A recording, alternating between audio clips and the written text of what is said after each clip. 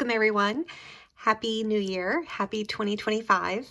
I'm going to start the year off with a video showcasing my 2025 as of January, my perfume collection.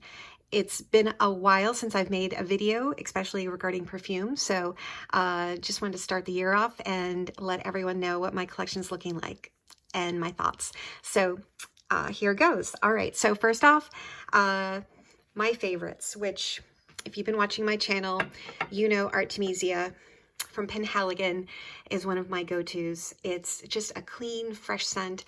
It has vanilla notes, and it is just it's a perfume that I get a lot of compliments on every time I wear it. Another little add-on that I received for Christmas is an atomizer from Penhaligon. So what I'm planning to do with this is fill it with Artemisia. I'm going to buy the bigger bottle and then decant it into this. And oh, that's just my dog, disregard. So I'm excited to use this, and I really love the pink color. So I'm just gonna put that right back there. Also, here's the top. Penhaligons. There you go. It's very pretty. All right, so I'm gonna pop that in my purse once I fill it up. Also, another favorite of mine is Jo Malone Mimosa and Cardamom. This is another sort of fresh, clean scent, very easy wearing, and I really like this one. Once that one is gone though, I think I'll probably go back to the smaller bottles. I just find it easier just and more satisfying to kind of use up bottles sooner. And anyway, they're also easier to travel with. Another Byredo Gypsy Water. This is the perfume that started my complete obsession with perfume. Again, like, this has been out for a long time and a lot of people are probably very over it, but I really love it. It's very fresh. It's fresh juniper, just easy wearing. It for me, it's like energizing. This is the huge bottle, the 3.3, because it was on sale actually when I got it. But again, I prefer the smaller bottles, but there we have it. I'm still making a great dent in it, if you can't see. All right, and then tried and true, Chanel Coco Mademoiselle. So this one definitely is a favorite. I get a lot of compliments on this too. I would say Artemisia and this one, Coco Mademoiselle. Oh, hold on. All right, Coco Mademoiselle, another tried and true, like I said, and a really big compliment getter. Then we have Lilac Love. It's a beautiful lilac, like cocoa mixture. This is one that was really expensive and I just don't use it enough. I really have to use it this year. Sometimes I think, oh, I'll declutter it, and then I smell it and it smells too good to be decluttered.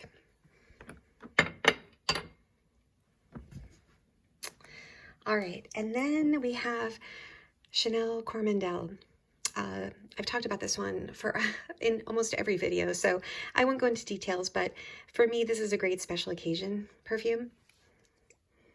It smells really great. You have to like patchouli to like this one, and I, again, don't wear it enough, so I'm going to endeavor to wear that more in 2025. And then I'm not sure this would be one of my favorites, but I definitely appreciate it. So Chanel No. 5, the miniature Parfum, I'm going to put right there. And then I have actually two new perfumes that I haven't shown on my channel before in a perfume collection video. And these ones have become some of my favorites that I'm wearing every day. Actually, this one I'm wearing today. It is Labdanum 18. And this one, as you can see, it's the very miniature bottle. What is this? Yeah, 0.5 flowing ounces. So as you can see, it was compounded in the Boston Seaport on 9/18/24. That's my name. And this one it's just it smells, I don't know how to describe it. To me, it's a little intoxicating. I tend to like very sort of soft vanilla-based scents. And I should have the notes out here, but I don't. So I would say this one, it's kind of, it could remind you of a slight feminine aftershave. That's what it sort of reminds me of, like sort of a men's aftershave, but it's more feminine, and it feels, it's a type of smell you sort of keep wanting to smell, and it dries down really nicely. So I've been using a lot of this, even though it's a tiny bottle. This one does have some longevity. It does project a little bit more than the next one I'm going to show you, but I do like this one. Also, the last one from Labo is Vanille 44, and this is a special Paris scent, a city scent, what they call, and you can only purchase city scents outside of the city that they're named after in the month of September at Labo. So I got Vanille 44, and I've used a lot of this one. I really like the smell of this, but unfortunately, this one is very much a skin scent. So you cannot smell it. No one ever smells this on me, and I can smell it, but it's a very expensive scent, so I would like it to project a little bit. And for the money, I would rather buy Diptyque Eau de Dwell. That was one of my favorites, the EDT. I would compare it. It's a little spicier. It's a different composition, but it is comparable to, I would say, to Eau de Dwell from Diptyque, which is more cost effective. And I think that would be the vanilla that I would probably buy once this runs out, or if I'm in need of another vanilla. But this one, beautiful, but it doesn't project. And so I would not purchase it again at the price point that it's at. So that is the Paris City Scent Vanille 44 from Labo. But this one will probably be used up next, because I have been, it's a very comforting scent to wear around the house, but it's just too expensive for that. So that's why I'm not going to purchase it again. All right, now we're getting into the scents that I just don't really like that much anymore. I've grown out of them, but you know, I still have them. So here we go. So it's number 5 Low from Chanel. I do like this, but I don't feel great wearing it. And you know how that goes. Sometimes there's a scent that you just feel great wearing it. This one, it's okay, but it's a beautiful bottle. I love it for decoration, but again, I will try to use it up, and I won't be purchasing that again.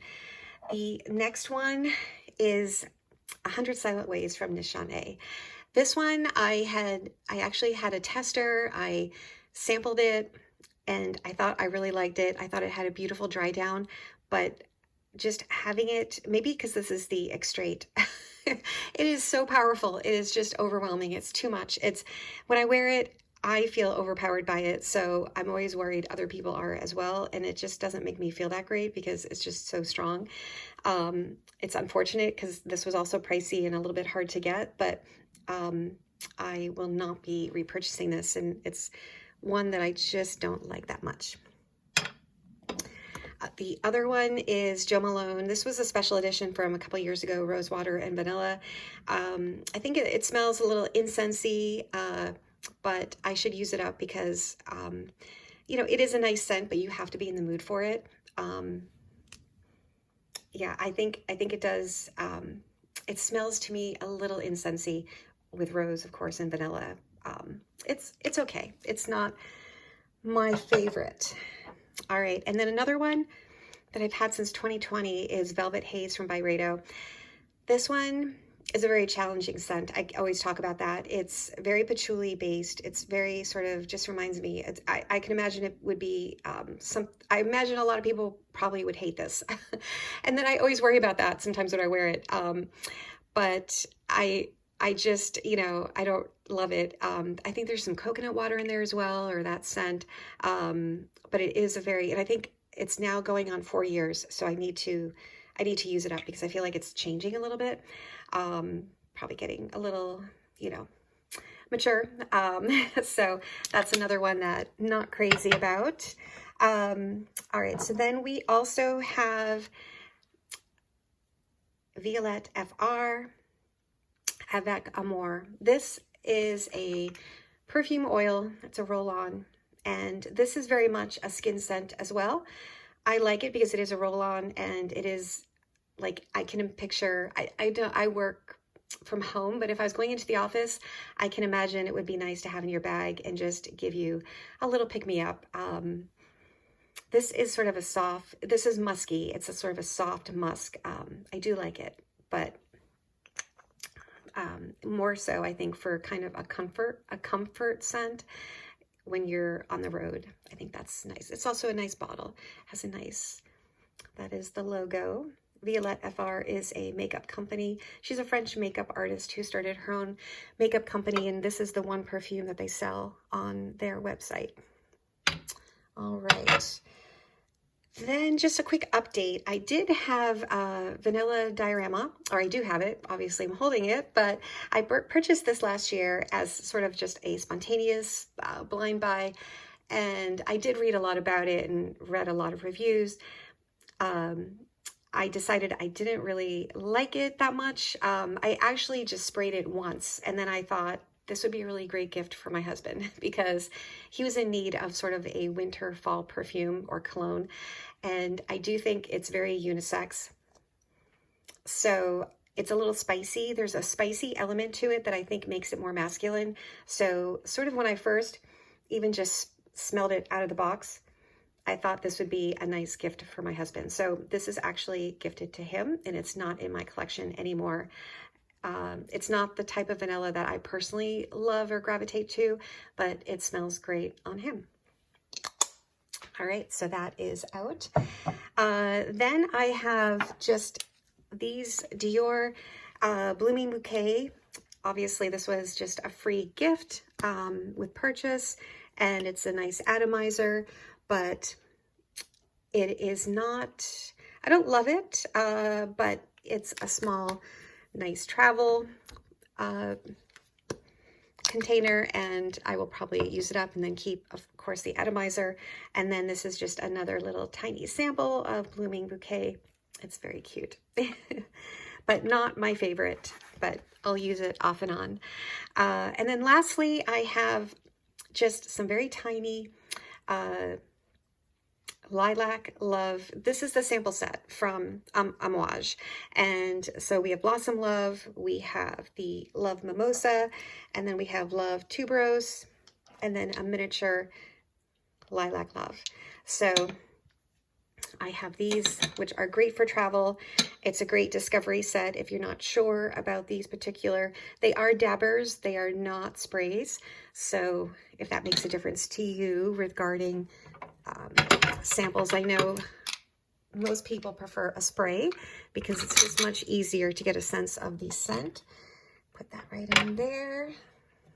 I also have one other, I'm really good about using my perfume samples. I usually spray them around or try to use them up, so I only have one Dior perfume sample in there. So that is my current perfume collection. It is more than I wanted. My 2024 goal was to get to 10, under 10, or 10 or under. So let's see, 1, 2, 3, 4, 5, 6, 7, 8, 9, 10, 11, 12, 13.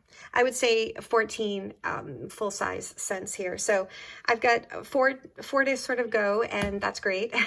I think the only on my wish list for 2025, and that's only if I sort of use up some of the others, would be, as I mentioned, Eau Dwell Diptyque. I would repurchase that, the EDT.